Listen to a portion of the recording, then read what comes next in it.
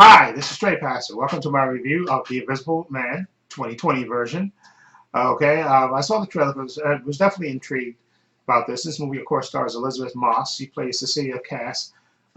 She's involved with another character named Adrian Griffin, who's an abusive uh, tech genius, and and she wants to basically escape from him. And like she, if you've seen the trailer, you see that she's basically running away from him. He's an abusive guy. She runs away from him to get away from him. He's very controlling and wants to do, and he's abused her, and so she wants to escape. And with the help of her sister, she escapes. Okay, and then later, of course, she finds out that he's committed suicide and he's dead. And of course, she's temporarily relieved. And then, like you see in the trailer, she starts seeing things and started experiencing things. So now she thinks, okay, this guy is not dead. Okay, he's basically haunting me. Okay, and very controlling. And of course, she gets paranoid. And of course, the people around her thinks that she's losing it mentally. That because she actually believes that he invented a way to be invisible, so he can basically stalk her, and she can never be free of him. And so I was very intrigued by that. So I definitely want to see this. Like, so I'm a big fan of the original Invisible Man with Claude Rains. I thought that movie it's just a classic, just because it's funny, dramatic, and it's really like has dark humor in it, and it's just a great movie.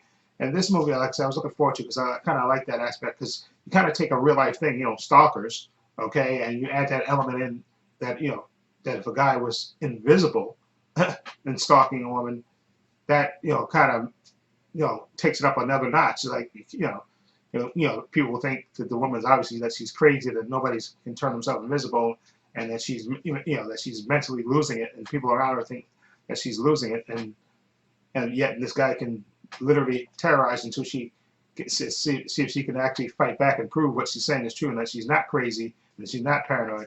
And I like this movie. I liked it a lot. I was looking forward to it, and I did like it a lot. Elizabeth Moss as Cecilia Cass, she's really good at just playing this movie as like a woman that's basically on the edge. And then like when all this supposed stalking starts happening, she's of course absolutely terrified, and she's trying to warn her friends and family that this guy is still alive, even though they've been presented with the fact that he's dead, and they didn't have his will read like you see in the trailer and stuff. So everybody thinks that of course he's dead and that she's just extremely paranoid, from being in this abusive relationship.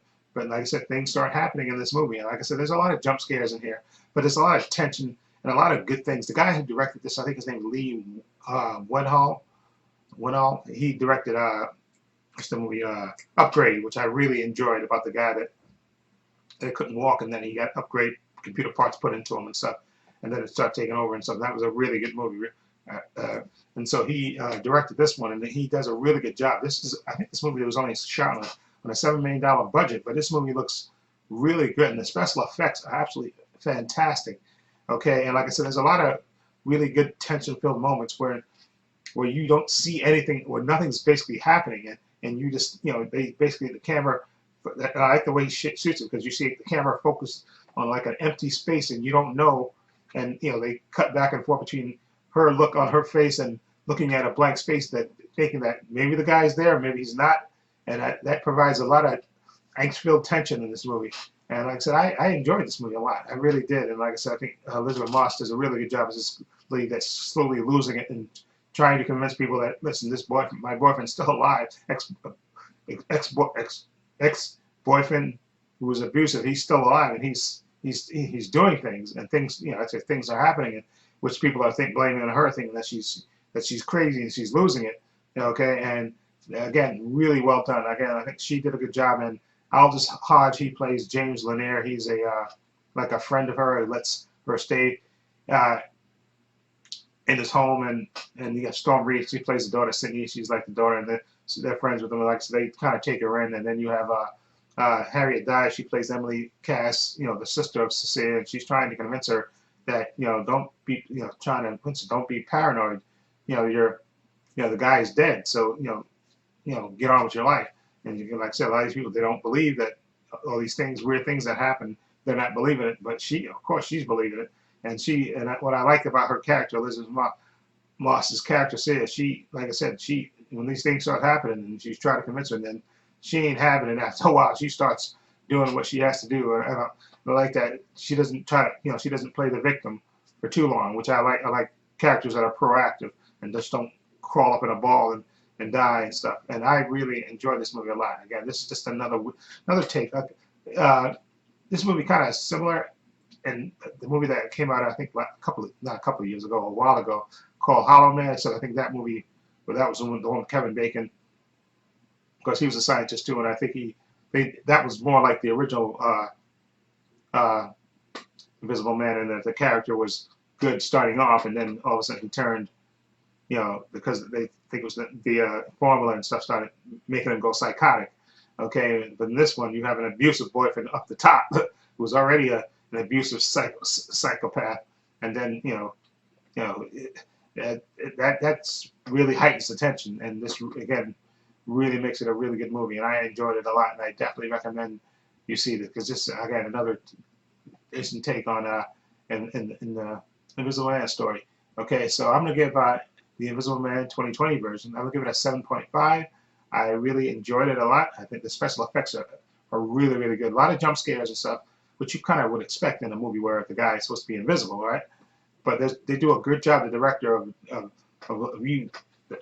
creating these tension-filled scenes where you don't, where she doesn't know where he is, and you don't really know where the guy is either, because you don't know where, because obviously he's invisible, and focusing on empty spaces, and the look on her face is just, you really feel her terror. You go, Jesus, she has to, something like that happening in real life would be just absolutely terrifying. Okay, now I know in real life, and again, this is just my personal aside, that you think, like my personal opinion, that if a guy will create the ability to be invisible, you think he would sell it off and make billions of dollars. Because so you have to kind of hand wave that if you think that logically, because this is a movie. So obviously in a movie, the guy's psycho, he's the psycho. But in real life, you think the guy would just say, But again, there are controlling people in the world, men and women, that are controlling. You can't let go of a love and stuff, no matter what. And they're very controlling and very abusive. And then like I said, you add on this point of invisibility to it, that just makes it all too real.